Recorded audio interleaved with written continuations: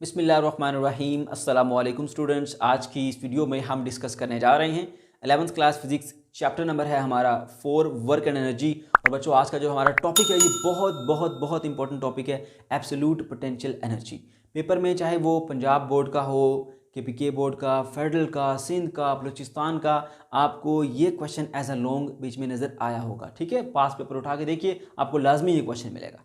तो बच्चों ये टॉपिक बहुत इंपॉर्टेंट है, अच्छे तरीके से इसको पढ़ लीजिए। थोड़ा लेंथी ज़रूर है लेकिन मुश्किल नहीं है। ठीक है, तो आपको इस अंदाज से पढ़ाऊंगा कि एक एक पॉइंट डिटेल के साथ लेके चलूंगा ताकि ज़रा से भी कन्फ्यूजन ना रहे। क्योंकि स्टूडेंट्स जो है वो अक्सर ये कहते हैं कि सर इस टॉपिक को हमने कर लेते हैं, डेरिवेशन हो जाती है, सब कुछ हो जाता है, लेकिन इस टॉपिक की सही से समझ नहीं आती, ये कहना क्या चाह रहा है, करना क्या है, हमने कुछ समझ नहीं आ रही होती। बस हमने पॉइंट्स याद रखे होते हैं, हमने ऐसे ऐसे करना है, हम वो कर लेते हैं।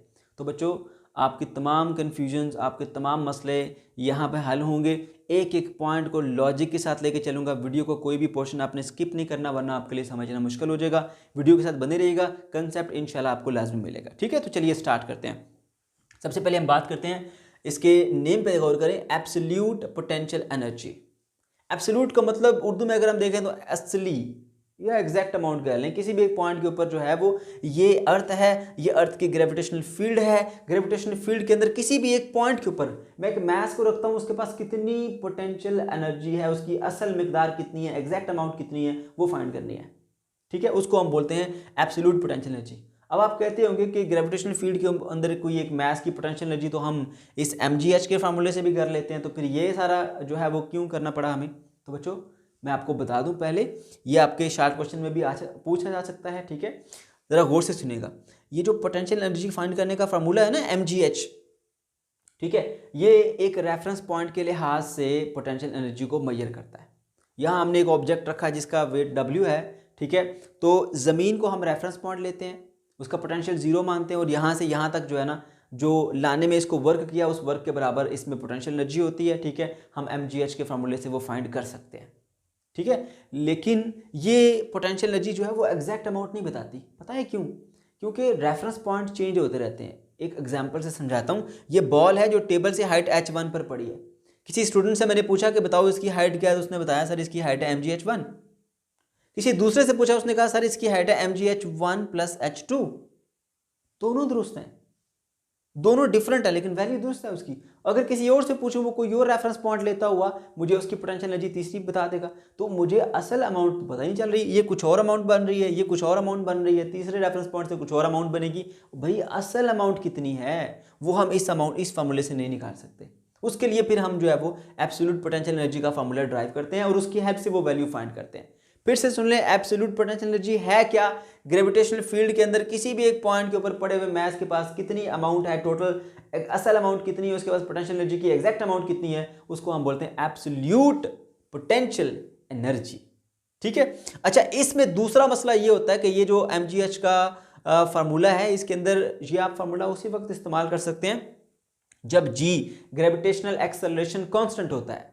लेकिन जब आप ज्यादा हाइट पर जाते हैं ऊपर की तरफ, तो जी की वैल्यू जो है वो चेंज होना शुरू हो जाती है। आपने 9th क्लास में एक टॉपिक पढ़ा था, variation of g with altitude, कि जैसे जैसे हाइट पर जाएंगे जी की वैल्यू चेंज होती जाएगी। ठीक है, तो इसलिए फिर ये फार्मूला वैलिड नहीं है, वहां पर ये फार्मूला आप इस्तेमाल नहीं कर सकते पोटेंशियल एनर्जी को कैलकुलेट करने के लिए। ओके, इसलिए हमें इस टॉपिक की तरफ बढ़ना पड़ता है। अब इस टॉपिक में हम किस तरह से इस पॉइंट के ऊपर पड़े हुए मास की पोटेंशियल एनर्जी निकालते हैं, इसकी डेफिनेशन जरा देखें। मुख्तलिफ बुक्स के अंदर मुख्तलिफ तरीके से लिखी हुई है। एक बुक में यह कहा जा रहा है कि इस पॉइंट से इस मास को उठा के हम इन्फिनिटी तक ले जाए, जहां पर ग्रेविटेशनल फील्ड 0 हो जाए, वहां जाने तक जितना वर्क करेंगे वो वर्क जो है वो बराबर होगा एब्सोल्यूट पोटेंशियल एनर्जी के। अब जो केपीके वाली बुक है उसमें क्या कहा जा रहा है कि एक पॉइंट से जहां पे मास पड़ा हुआ है ग्रेविटेशनल फील्ड के अंदर, उस पॉइंट से मास को इतना डिस्प्लेस कराएं कि वो वहां पर ले जाए जहां पर उसका पोटेंशियल 0 हो जाए। यानी ये भी इन्फिनिटी पे होता है, इन्फिनिटी पे जाके पोटेंशियल 0 हो जाता है, वहां पर ले जाओ। ठीक है, उस दौरान जितना वर्क करना पड़ेगा ना, वो उस पॉइंट के ऊपर उस मास की क्या होगी, एब्सोल्यूट पोटेंशियल एनर्जी होगी। अब जहन में ये बात आती है कि ऐसा ये लोग क्यों कह रहे हैं, तो आपको कंप्लीट कंसेप्ट के साथ पहले आपको वो बता देता हूं ताकि आपका कंसेप्ट क्लियर हो जाए। मैथमेटिकल डेरिवेशन कराऊंगा, लेकिन पहले ये सारी कंफ्यूजन आपकी क्यों कैसे वाली सारे हल करेंगे मसले, उसके बाद फिर हम डेरिवेशन पे चलेंगे। ठीक है, तो बच्चों एक बात याद रखो, ये एक पॉइंट है यहां पर। ठीक है, और यहाँ से एक मास को आप लेकर जाते हैं जी, यहाँ पर ले आते हैं इस पॉइंट तक, यहाँ से उठा के आपने यहाँ तक ले आया, उसके लिए आपको कुछ वर्क करना पड़ेगा। वो वर्क जो है इन दोनों पॉइंट के पोटेंशियल डिफरेंस के बराबर होता है। ये मास इस फील्ड के अंदर फर्ज कर लें, समझने के लिए हम कह देते हैं इसके पास 10 जूल इसका पोटेंशियल था, ठीक है। जब आपने यहां से 5 जूल वर्क किया इसके ऊपर, यहां पर पहुंचा, इसका पोटेंशियल कितना हो गया 15 जूल, ठीक हो गया। तो अब यहां से यहां तक पोटेंशियल का डिफरेंस कितना है 10 जूल, इस पॉइंट का पोटेंशियल था 15 जूल, इसका पोटेंशियल था। पोटेंशियल डिफरेंस कैसे पता लगता है, दोनों को माइनस करो, 5 जूल का पोटेंशियल डिफरेंस है, तो वर्क कितना किया था, वो भी 5 जूल किया था। तो ये एक कंसेप्ट याद रखो जिसको इस्तेमाल करके ये डेफिनेशन बनाई गई है कि ये एक पॉइंट है हमारे पास ए, दूसरा पॉइंट है हमारे पास बी। इस ए का जो पोटेंशियल है वो है वी ए, बी पॉइंट का पोटेंशियल है वी बी। तो एक मास को, एम मास को आप पॉइंट ए से उठा के पॉइंट बी पर लेके आते हो ग्रेविटेशनल फील्ड के अंदर, ठीक है। तो आपको वर्क करना पड़ेगा, कुछ वर्क किया आपने, ठीक है। और ये वर्क जो है ये हमारे पास बराबर होता है किसके, पोटेंशियल डिफरेंस के, final potential minus initial potential. वो क्या होगा, फाइनल पोटेंशियल वी बी है माइनस इनिशियल पोटेंशियल क्या है वी ए, पर यूनिट मास, वर्क डन पर यूनिट मास। इस मास के ऊपर जो आपने वर्क किया, ठीक है, वो बराबर होगा potential difference of these two points, ठीक है। इस पॉइंट का पोटेंशियल माइनस इस पॉइंट का पोटेंशियल, ठीक है ना। अब ये है दो पॉइंट का पोटेंशियल डिफरेंस, ये दोनों पॉइंट फील्ड के अंदर हैं, सही हो गया। अब हमें एक पॉइंट का पोटेंशियल निकालना है, तो फिर हम पता है क्या करेंगे, फिर हम ऐसा करेंगे कि इसको ना, इस मास को हम किसी ऐसे पॉइंट से लेकर आएंगे, ए पॉइंट, कि जहां पर जो पोटेंशियल है ना वो जीरो हो जाए, ठीक है, जीरो पोटेंशियल है। अब इसको हम जीरो पोटेंशियल से उठा के ले आते हैं जी किधर, वी बी, एक पोटेंशियल बी पॉइंट के ऊपर, जहां पोटेंशियल वी बी है वहां पर उठा के ले आते हैं। तो आपको पता है दो पॉइंट के दरमियान जो पोटेंशियल डिफरेंस होता है वो वर्क डन पर यूनिट मास के इक्वल होता है। तो यहां पर जो है वो वर्क डन पर यूनिट मास किसके बराबर होगा, इसका पोटेंशियल कितना है वी बी और इसका पोटेंशियल कितना है वी ए, ठीक है। तो आपको पता है जी हमारे पास जो वी ए है वो क्या है जीरो, क्योंकि हम इसको जीरो पोटेंशियल से लेकर आ रहे हैं। तो जब ये जीरो हो जाएगा मतलब ये चीज तो खत्म हो गई। तो अब आपके पास जो वी बी है वो वर्क डन पर यूनिट मास के इक्वल होगा, ठीक है। तो ये वी बी क्या है, पॉइंट बी के ऊपर पोटेंशियल, और वो किसके बराबर है, वर्क डन जो किया आपने मास के ऊपर, ठीक है। तो यहां से ये डेफिनेशन बनी है, ये कंसेप्ट यहां से आया है, ठीक है, कि अगर आपने पॉइंट बी के ऊपर पोटेंशियल फाइंड करना है तो मास को एक ऐसे पॉइंट से लेकर आओ जहां पर पोटेंशियल क्या हो जाए, जीरो हो पोटेंशियल। तो जीरो पोटेंशियल उठा के आप यहां तक लाए, तो यहां से यहां तक आपने जितना वर्क किया ना इस मास के ऊपर, वर्क डन पर यूनिट मास, वो बराबर है इसके पोटेंशियल के लिए। अब आप सोच रहे होंगे कि सर आप बता रहे हैं कि इसको आप जीरो पोटेंशियल से इस पॉइंट पर लेकर आओ, जीरो पोटेंशियल होता है इन्फिनिटी, यानी इस पॉइंट को हम, इस मास को हम इन्फिनिटी पॉइंट से उठा के ग्रेविटेशनल फील्ड में किसी एक पॉइंट पर ले आते हैं। देखिए ये ग्रेविटेशनल फील्ड है, इससे बाहर पोटेंशियल जीरो होता है, इन्फिनिटी होती है वो, और इन्फिनिटी पे पोटेंशियल क्या होता है जीरो। मैं कह रहा हूं कि इस पॉइंट को ना, इसको, ये पॉइंट जो है ए पॉइंट, यहां हम जीरो पोटेंशियल से लेकर आते हैं, यहां से इसको लेकर आओ इस पॉइंट पर, जिस पॉइंट पर इसका मास, हमने इस मास का पोटेंशियल हमने फाइंड करना था ना, एब्सोल्यूट पोटेंशियल। आप ऐसा करो जीरो पोटेंशियल से उठा के इस मास को उस पॉइंट तक लेकर आओ, यहां तक आने में जो आपने वर्क किया वो वर्क इस पॉइंट के ऊपर पड़े हुए मास का एब्सोल्यूट पोटेंशियल होगा। समझ गए। तो यहां से भी हमने इस चीज को देख लिया। अब आपके माइंड में जो कंफ्यूजन आ रही होगी ना वो ये होगी कि सर इन्फिनिटी से इस पॉइंट पर नहीं जाना, इस पॉइंट से इन्फिनिटी पर लेकर जाना है, आप गलत कर रहे हैं। अच्छा, तो बच्चों याद रखो ये जो फील्ड है ना, ग्रेविटेशनल फील्ड, ये कंजर्वेटिव फील्ड होती है। और कंजर्वेटिव फील्ड में आपको याद होगा कि अगर आप वर्क करते हैं अलोंग अ क्लोज पाथ, ये जी मैं एक पॉइंट ये लेता हूं, दूसरा पॉइंट मैं यहां से ये पॉइंट ले लेता हूं, मैं यहां से ऐसा करता हूं कि यहां से इधर जाता हूं इस पॉइंट पर, ठीक है, और ये मैंने कुछ वर्क किया, फर्ज कर लें वो वर्क W है। तो इस पॉइंट से अगर मैं इधर आता हूं तो सेम अमाउंट ऑफ वर्क करूंगा, लेकिन वो नेगेटिव वर्क होगा, ठीक है। और देखिए ये क्लोज लूप बनती है, तो plus W minus W work क्या हो जाता है, जीरो। इसका मतलब है कि यहां से यहां जाने वाला वर्क और यहां से यहां जाने वाला वर्क दोनों बराबर होते हैं। फर्क क्या है कि अगर ये प्लस का W है तो ये क्या होगा, माइनस का W। समझ गए? तो बच्चों असल कंसेप्ट यही है कि आप एक मैथ को ऐसे पॉइंट से लेकर आओ, लेकर जाओ नहीं, ऐसे पॉइंट से लेकर आओ कि पहले इसके पास कुछ भी पोटेंशियल ना हो। अब आप यहां से इस पॉइंट तक लेकर आए, आपने इस पर वर्क किया और वो वर्क जो है in the form of potential energy इसमें स्टोर हो गया। अब यहां पर इसके पास कुछ पोटेंशियल एनर्जी आ गई है, यहां जीरो थी, यहां पर कुछ पोटेंशियल एनर्जी आ गई। जितना वर्क हुआ ना यहां से यहां तक, उतनी इसके पास पोटेंशियल एनर्जी होगी, एब्सोल्यूट पोटेंशियल। ठीक है, तो बुक के मुताबिक आपने क्या करना है, यहां से यहां ले जाना है, तो वो इसके अपोजिट में है, इसीलिए तो वो वर्क नेगेटिव होता है। ठीक है, अब जरा इसकी डेफिनेशन देखिए, यहां पे क्या कहा जा रहा है, the amount of work done in moving a body at a certain point in a gravitational field to a position of zero potential such that the body is never accelerated is called absolute potential energy।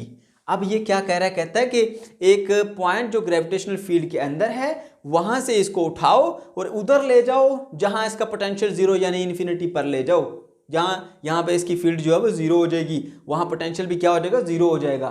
ठीक है, तो वहाँ ले जाने में जितना work किया ना वो वर्क किसके बराबर होगा, वो वर्क जी हमारे पास बराबर होता है इस पॉइंट का एब्सोल्यूट पोटेंशियल के। ठीक है, अब यहाँ पर उसने एक बात की है कि मैस को एक्सेलरेट नहीं होने देना। अब ये क्या बात कर दी, ऐसा क्यों नहीं करने देना भाई, एक्सेलरेट क्यों नहीं होने देना, मैं बताता हूँ। देखिए, जब मैस एक्सेलरेट होता है ना उसकी वेलोसिटी बढ़ती है, मतलब एक्सेलरेट होना, सही है। अगर उसकी वेलोसिटी में चेंज आ गया, उसकी वेलोसिटी बढ़ गई, तो वेलोसिटी बढ़ने से बॉडी में काइनेटिक एनर्जी आती है। अब काइनेटिक एनर्जी खुद से बनाई नहीं जाती, वो पोटेंशियल ही होती है जो काइनेटिक में चेंज हो जाती है, यानी पोटेंशियल एनर्जी का कुछ हिस्सा काइनेटिक में चेंज हो जाएगा। अब आपको एग्जैक्ट अमाउंट ऑफ पोटेंशियल नहीं मिलेगी, तो ये मसला है। इसलिए आपने बॉडी को मूव कराना है तो इस तरह से मूव कराना है कि उसके ऊपर नेट फोर्स जीरो रहे। ठीक है, उसके ऊपर नेट फोर्स जीरो रहे, सही है, ताकि उसमें एक्सेलरेशन प्रोड्यूस ना हो। तो याद रखें, बॉडी में एक्सेलरेशन प्रोड्यूस नहीं होने देना।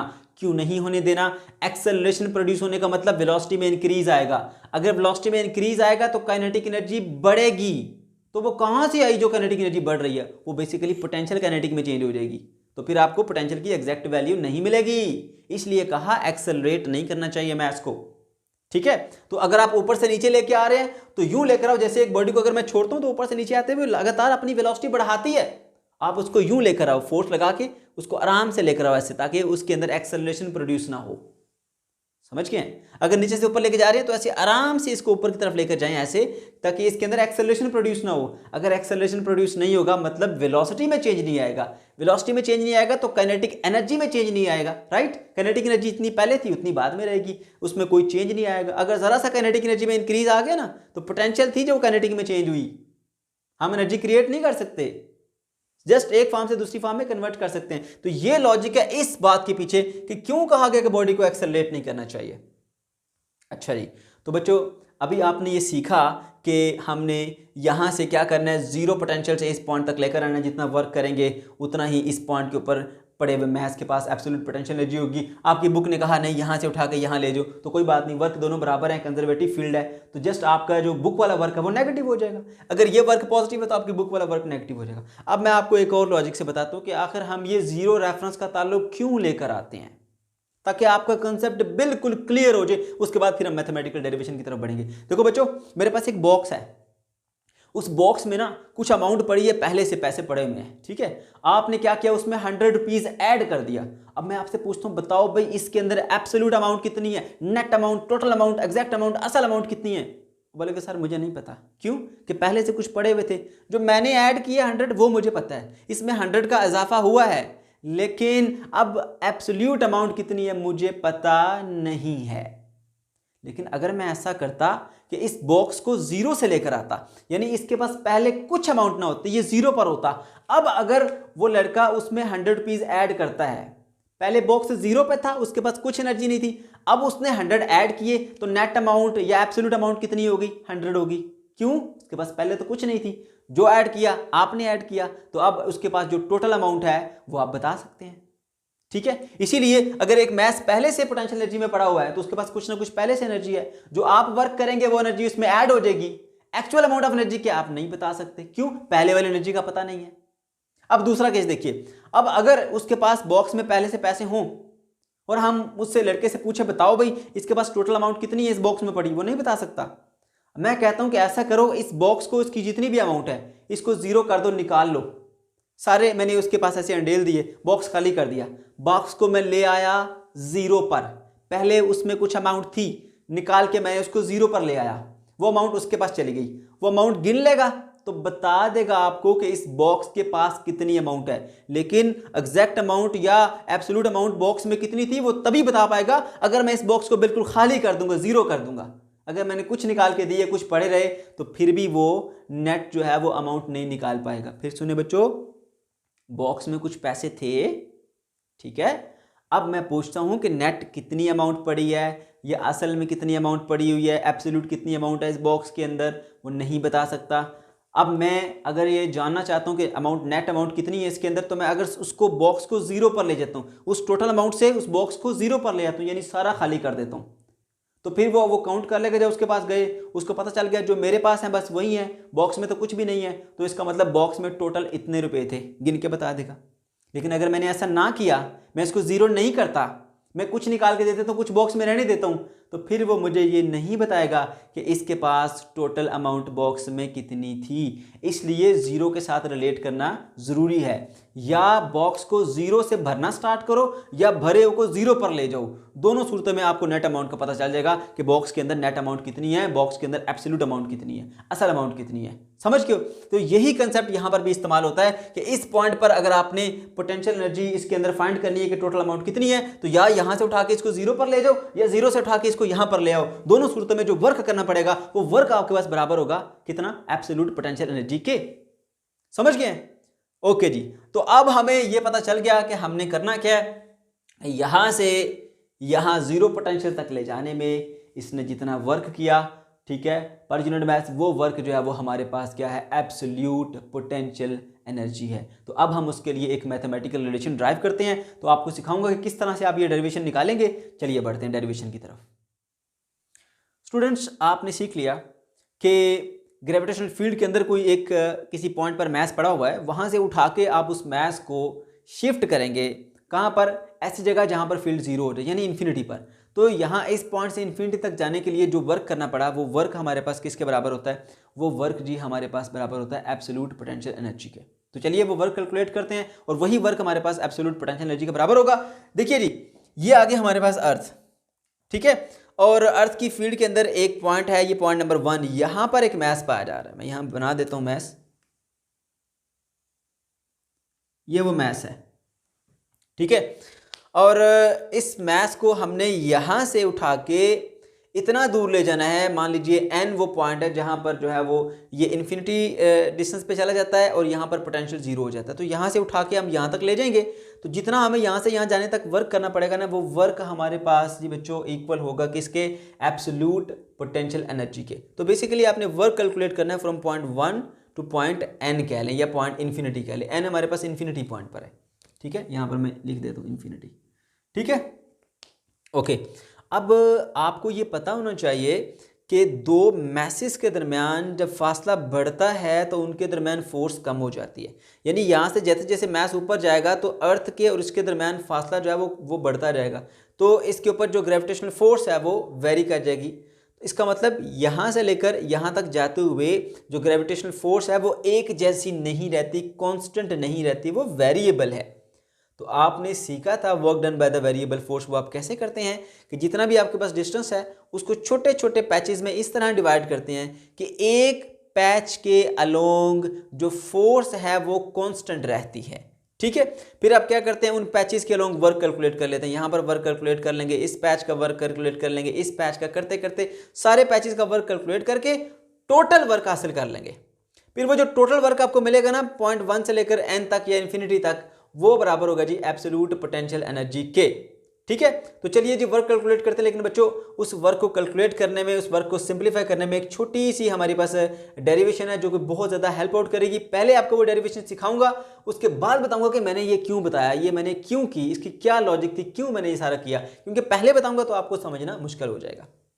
अच्छा देखिए जी, सबसे पहले इस पॉइंट से लेकर इस पॉइंट तक ये बॉडी मूव की, इसने कुछ डिस्टेंस कवर किया, delta R is equal to R2 minus R1, ठीक है। अच्छा, इस पॉइंट का अर्थ के सेंटर से फासला जो है वो R1 है, इस पॉइंट का अर्थ के सेंटर से फासला वो क्या है, R2, ठीक है। और यहाँ से लेकर यहाँ तक हमने क्या करना है, वर्क कैलकुलेट करना है। तो यहाँ से लेकर यहाँ तक ये बॉडी ने डिस्प्लेसमेंट कवर किया, तो एक लेंथ R1 है, दूसरी लेंथ R2 है। ना हम R1 लेते हैं ना हम R2 लेते हैं, बल्कि हम इन दोनों की ना एवरेज ले लेते हैं। वो एवरेज डिस्टेंस जो है हमारे पास क्या है, R है, ठीक है। ये R वो डिस्टेंस है। अच्छा जी, अब आपको पता है कि R जो है वो क्या होता है, equal to R1 plus R2 divided by क्या आ जाएगा जी, 2। इसको बोल दें इक्वेशन नंबर 1, ठीक है। दूसरा यहाँ पर अगर हम बात करें, जो यहाँ से लेकर यहाँ तक डिस्टेंस कवर हुआ वो डेल्टा आर किसके इक्वल है, R2 माइनस R1। इन दोनों इक्वेशन को मिला के हम एक रिलेशन बनाएंगे, delta R is equals to R2 minus R1, ठीक है। इसको बोलेंगे इक्वेशन नंबर 2, सही है। इसको रीअरेंज करके ना यहाँ से हम वैल्यू निकालेंगे R2 की और इक्वेशन 1 में पुट करेंगे। ये स्टेप्स आपने याद रखने हैं, कोई मुश्किल डेरिवेशन नहीं है ये। तो ये बन जाएगा g R2 is equals to delta R plus R1, ठीक है। पुट दिस वैल्यू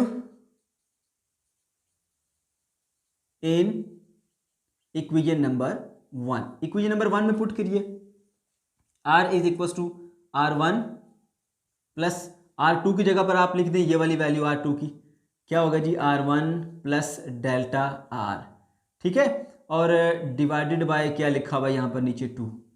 अच्छा, R1 प्लस R1 क्या हो जाएगा, 2 टाइम R1, ठीक है, plus delta R divided by 2 is equals to R, सही है।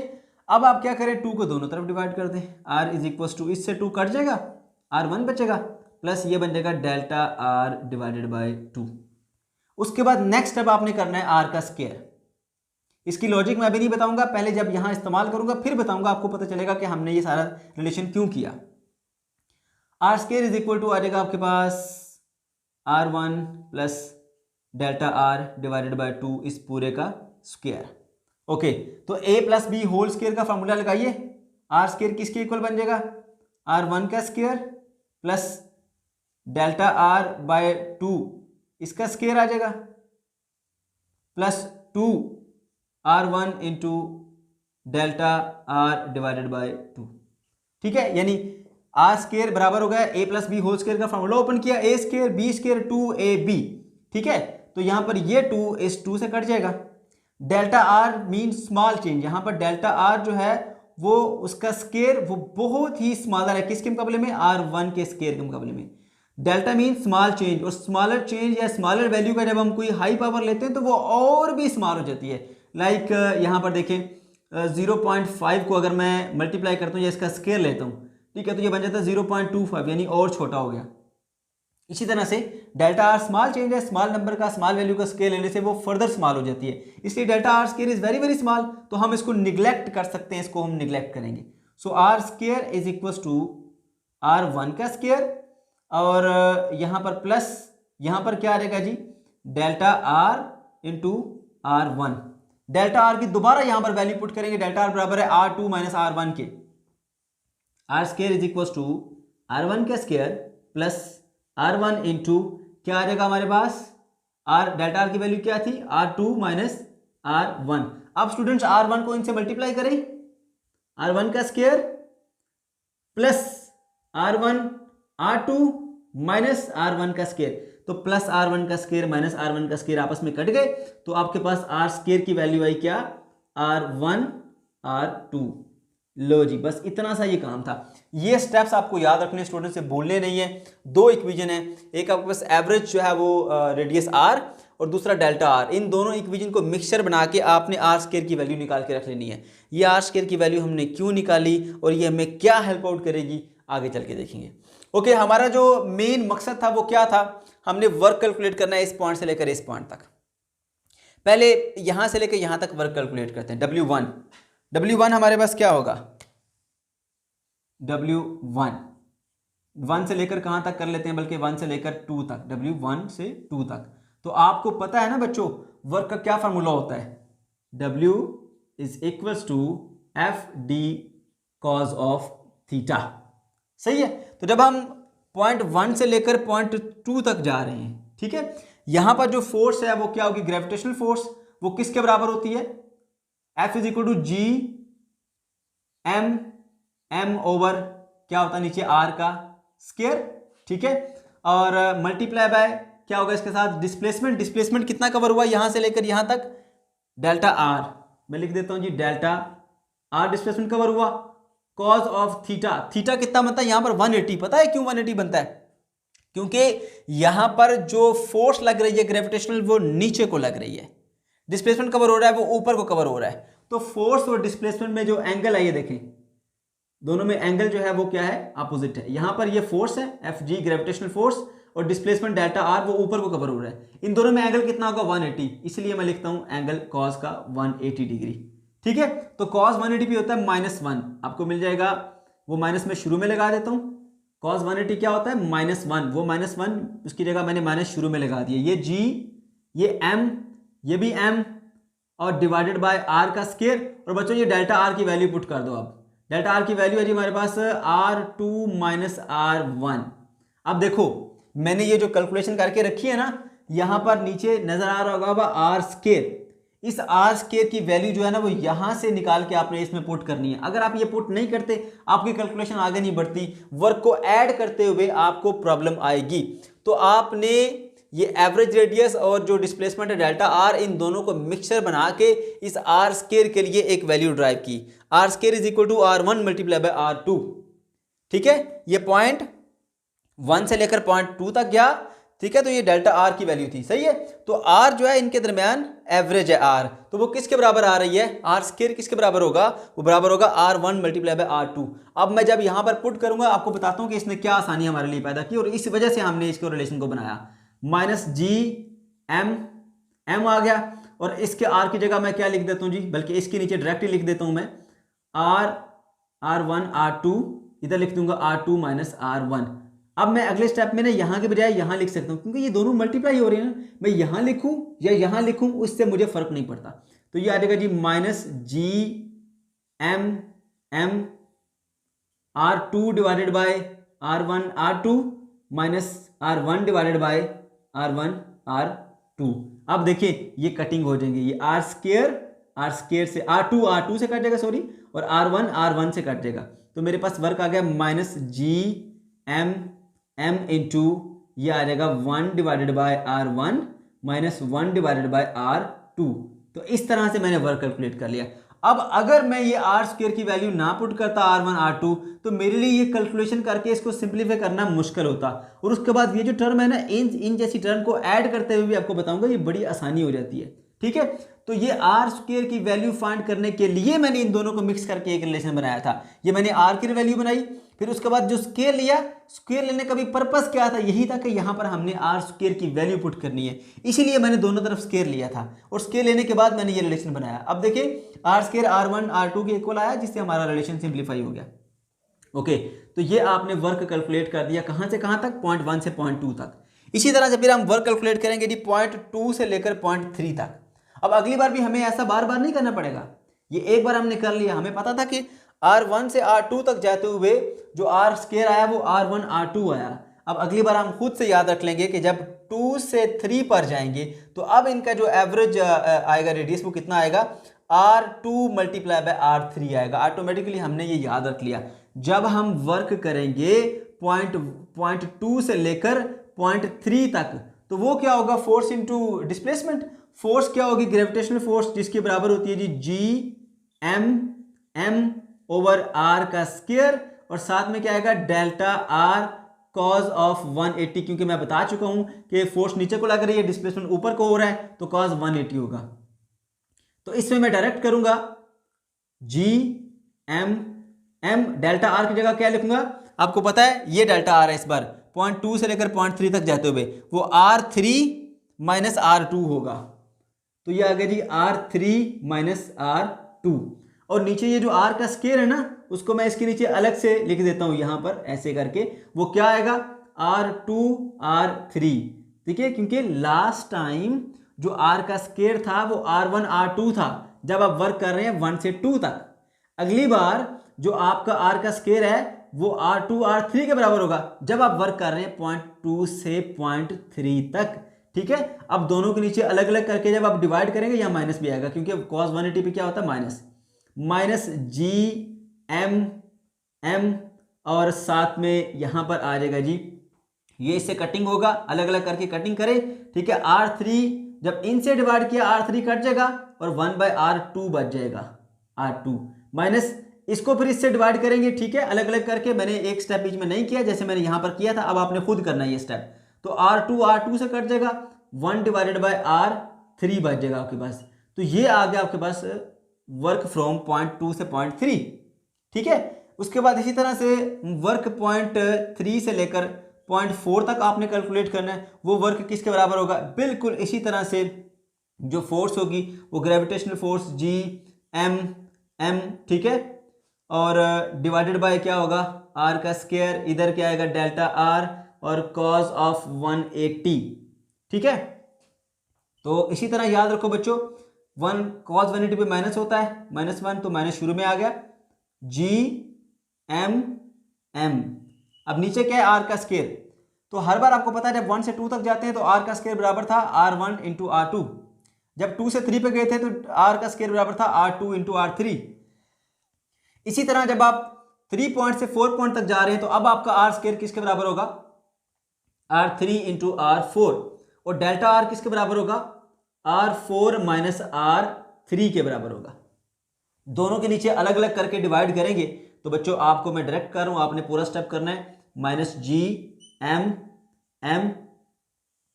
इंटू 1/R3 आएगा और माइनस 1/R4 आएगा। ठीक है, इस तरह यहां पर भी वर्क आ गया। तो चलते चलते अब आपने क्या करना है, लास्ट स्टेप पे आ जाए, इस लास्ट में कितना वर्क हुआ। ठीक है, लास्ट स्टेप पे वर्क जो है वो कौन सा होगा जी, हमारे पास work from point n-1 to point n।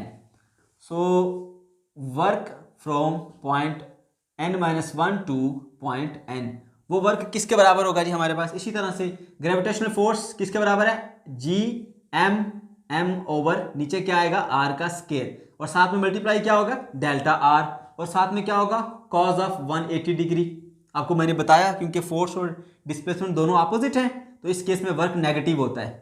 तो cos 180 पे -1 होता है, तो वो माइनस मैं शुरू में लगा देता हूं। ठीक है, G M over R square. अब आर स्क्वायर आपको पता है कि अगर n-1 से n तक जा रहे हैं तो एक होगा Rn-1 और दूसरा होगा Rn। ठीक है, और यहां पर क्या होगा जी, डेल्टा आर की वैल्यू क्या होगी, यहां से लेकर यहां तक ये डेल्टा आर है, Rn-1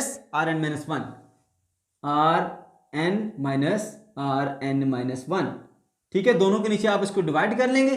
ठीक है, इसको इसके नीचे भी डिवाइड करेंगे, इसके नीचे भी डिवाइड करेंगे, तो माइनस जी एम इंटू आ जाएगा जी 1/r की पावर n-1 और -1/Rn, ये आ गया आपके पास। ठीक है, अब ये सारे जो है वो वर्क जो है वो आपने एक बार पैचेस के अलोंग कैलकुलेट कर लिए। अब आप टोटल वर्क निकालेंगे, वर्क टोटल वो क्या होगा, work from point 1 two point 2 plus work from point 2 two point 3 plus work from point 3 two point 4 plus dot dot चलते जाएंगे ऐसे, और चलते चलते जो है लास्ट में work from point n-1 to point n तक, ये सारे वर्क आपने ऐड करने हैं। सही है, तो क्या हो जाएगा जी, वर्क टोटल वो क्या होगा आपके पास, ये सारी वैल्यूज को ऐड कर लें। जो 1 से लेकर 2 तक वर्क आया था वो किधर है, वो वर्क ये पड़ा हुआ है। सही है, ये लिखेंगे माइनस जी एम आ जाएगा और साथ में क्या आएगा जी, इधर 1/R1 माइनस 1/R2।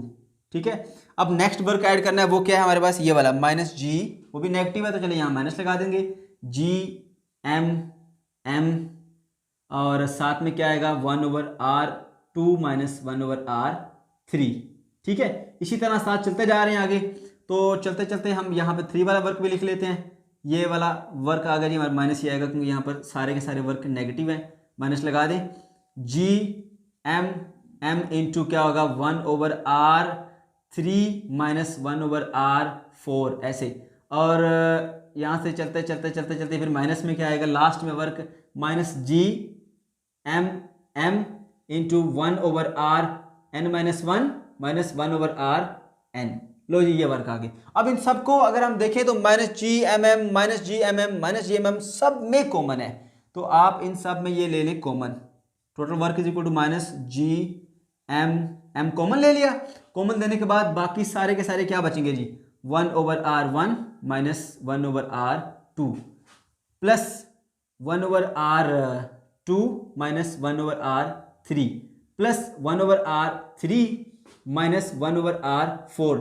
यूँ चलते चलते चलते चलते जब एंड तक आप जाएंगे तो आपको मिलेगा यहाँ पर वो क्या होगा जी, plus 1/rn minus 1 minus 1/rn यहाँ तक।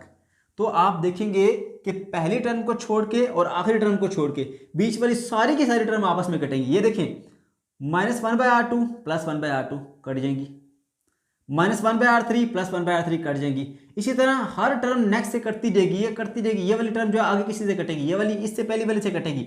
इस तरह ये टर्म जो है वो सारी कट जाती हैं, बचती है सिर्फ पहली और आखिरी टर्म बचती है। तो आप लिखेंगे G minus G M M into 1/r1 minus 1/rn। तो बच्चों ये आपने वो टोटल वर्क कैलकुलेट कर लिया, ठीक है, जो वर्क था हमारे पास पॉइंट 1 से लेकर पॉइंट इन्फिनिटी तक, ठीक है। अब आपको पता है कि आखिरी पॉइंट जो हमारे पास n था वो किधर है जी, इन्फिनिटी है। तो ये आर एन की फिर लेंथ कितनी होगी, यहाँ से लेकर यहाँ तक वो इन्फिनिटी लेंथ होगी। तो आप वो पुट कर दें minus G M M into 1/r1 minus infinity. तो आपको पता होना चाहिए 1/इन्फिनिटी जो है वो आपके पास किसके इक्वल होता है, 0 के इक्वल होता है। तो ये 0 हो जाएगा, ठीक है। यहाँ लिख देता हूँ मैं 1/इन्फिनिटी इज इक्वल टू 0। तो ये हो गया 0। तो आपके पास अब जो वर्क आया ना बच्चों, टोटल वर्क वो आ गया G minus G M M over r1। तो बच्चों ये आ गया वो टोटल वर्क, ठीक है, जो कि आपने कवर किया इस पॉइंट 1 से इस मैथ को ले जाके इन्फिनिटी तक या जहां पर इसका पोटेंशियल 0 था वहां तक ले जाने के लिए, ठीक है। ये वर्क जो है वो आपके पास एब्सोल्यूट पोटेंशियल एनर्जी के इक्वल है। अब हम देखते हैं जी absolute potential energy per unit mass. तो पर यूनिट मास के लिए क्या करेंगे, सिंपली आप इसको मास से डिवाइड कर लेंगे, ठीक है। किसी भी एक पोटेंशियल, जो एक पॉइंट हमारा कौन सा वाला पॉइंट है जी, r1, इस पॉइंट r1 के ऊपर जो पोटेंशियल है वो किसके बराबर होगा, वो ये आपका जितना भी वर्क है और डिवाइडेड बाय जो मास आप लेकर गए हैं उससे आप डिवाइड कर लेंगे, ठीक है। तो वो मास कौन सा था, वो मास m था। वर्क कितना हुआ हमारे पास, माइनस जी एम एम, ठीक है, डिवाइडेड बाय ये वाला m आप लिख दें, ठीक है। और इसके नीचे पहले से क्या लिखा हुआ है जी, r1। ये मैथ इस मैथ से कट जाएगा, तो आपके पास जो इस पॉइंट का पोटेंशियल आएगा एब्सोल्यूट पोटेंशियल VR1 वो किसके बराबर होगा, minus G M over r1। So that is the final relation. अच्छा जी, अब ये रिलेशन हमें क्या बताता है, क्या सिखाता है, जरा वो भी देख लीजिए। इसकी जो वैल्यू है ना VR is equal to minus G M over r1 है। वैल्यू नेगेटिव क्यों है, मैंने आपसे पहले कहा था, क्या कहा था मैंने, कि हम लास्ट टाइम जब सीख रहे थे तो एक पॉइंट था आउटसाइड द फील्ड, मैंने कहा था वहां से लेकर आओ उस पॉइंट के ऊपर कि जिस पॉइंट के ऊपर हमने मैथ का पोटेंशियल निकालना है। लेकिन बुक वाले ने क्या किया, उससे अपोजिट में लेके गया। अगर वो इन्फिनिटी यानी 0 पोटेंशियल से उस पॉइंट के ऊपर लेकर आता मैथ को, तो वो वर्क पॉजिटिव होता। ये उसकी उल्ट डायरेक्शन में गया है, ठीक है, तो ये वर्क जो है वो नेगेटिव है, ठीक है। और एक और वजह वर्क नेगेटिव होने की वो क्या है बच्चों, वो ये है कि जब भी आप किसी बॉडी पे फोर्स अप्लाई करते हैं और वो डिस्प्लेसमेंट उसकी अपोजिट डायरेक्शन में कवर करे, ठीक है, तो वहां पर वर्क जो है वो नेगेटिव है। फोर्स और डिस्प्लेसमेंट जब एक दूसरे से अपोजिट होते हैं, ठीक है, फोर्स नीचे को ग्रेविटेशनल फोर्स, डिस्प्लेसमेंट ऊपर को कवर हो रहा था, तो इस सूरत के अंदर जो है वो हमारे पास वर्क नेगेटिव होता है। तो ये इसकी एग्जाम्पल है। अच्छा जी, अब ये इक्वेशन हमें क्या बताती है जी, ये हमारे पास R1 पॉइंट का पोटेंशियल है, यानी इस पॉइंट के ऊपर, इस 1 पॉइंट के ऊपर अगर कोई मैस m पड़ा हुआ है तो उसका जो पोटेंशियल होगा, ठीक है, एब्सोल्यूट पोटेंशियल, वो इस फॉर्मूले से हमें मिलता है। अब ये रिलेशन क्या बताता है, ये रिलेशन ये बताता है कि ये R1 है ना, ये सिंपली इसको कोई आप डिस्टेंस कह लें, ये बेसिकली डिस्टेंस है। किससे डिस्टेंस है, ये ज़मीन के सेंटर से इस पॉइंट जहाँ पर वो मैस पड़ा हुआ है उसका डिस्टेंस है। ये डिस्टेंस अगर आप बढ़ाते हैं, ठीक है, मतलब डिनोमिनेटर की वैल्यू को आप बढ़ाते हैं, डिनोमिनेटर की वैल्यू को बढ़ाने का मतलब ये है कि ये ओवरऑल जो वैल्यू है ये क्या हो जाएगी, कम हो जाएगी, ओवरऑल वैल्यू कम हो जाएगी।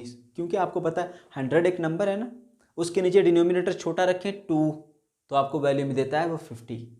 डिनोमिनेटर को बड़ा करो, ये देखें मैं कहाँ पे करता हूँ सॉल्व इसको, चलिए यहीं पे करता हूँ इसको ब्लू से, ताकि आपको मिक्स ना हो। 100 है ना, 100 इसको 2 से डिवाइड करो 50 देगा, इसको 4 से डिवाइड करो, डिनोमिनेटर बड़ा किया, आप वैल्यू कितनी मिलेगी 25 मिलेगी। इसको आप 5 से डिवाइड करो और बड़ा डिनोमिनेटर किया, आपको 20 वैल्यू मिलेगी। तो जैसे जैसे डिनोमिनेटर की वैल्यू बढ़ती है ना, ओवरऑल ये वैल्यू क्या होती है, कम। ठीक है, तो अब ये वैल्यू पॉजिटिव नहीं है, ये वैल्यू नेगेटिव है, इसलिए ये वैल्यू कम होने की बजाय बढ़ेगी। क्यों, मैं आपको बताता हूं। देखो एक नंबर है, ठीक है, टेम्परेचर है इस वक्त, कोई टेम्परेचर चल रहा है -10, सही है। अब टेम्परेचर -10 से हुआ -9, फिर हुआ -8, फिर हुआ -7, फिर हुआ -6।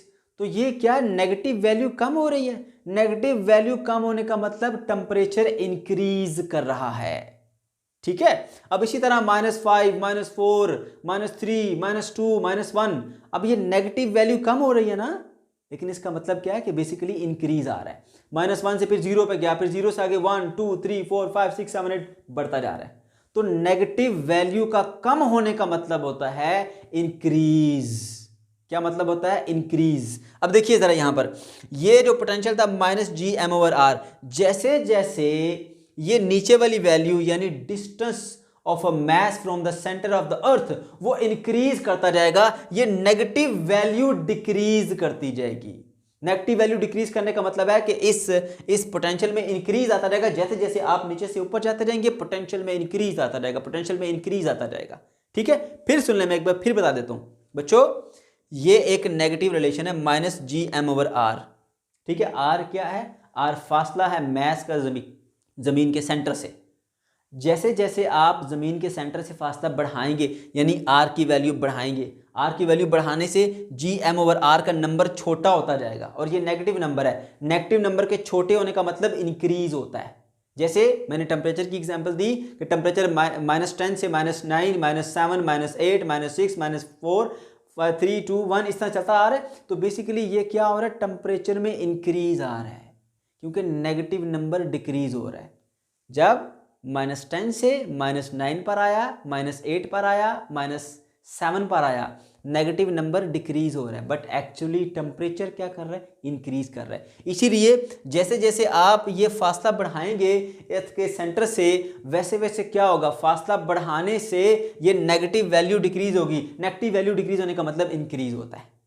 ठीक है, तो पोटेंशियल एनर्जी में इंक्रीज आता जाएगा। तो जैसे जैसे आप ऊपर जाते रहेंगे, पोटेंशियल एनर्जी में इंक्रीज आता जाएगा, पोटेंशियल एनर्जी में इंक्रीज आता जाएगा, इंक्रीज आता जाएगा, इंक्रीज आता जाएगा। तो बच्चों ये था हमारा आज का टॉपिक। अगर कोई भी कंफ्यूजन है, ये किसी किस्म का कोई भी प्रॉब्लम है, तो कमेंट सेक्शन के अंदर ज़रूर आप पूछ सकते हैं। अल्लाह हाफिज़।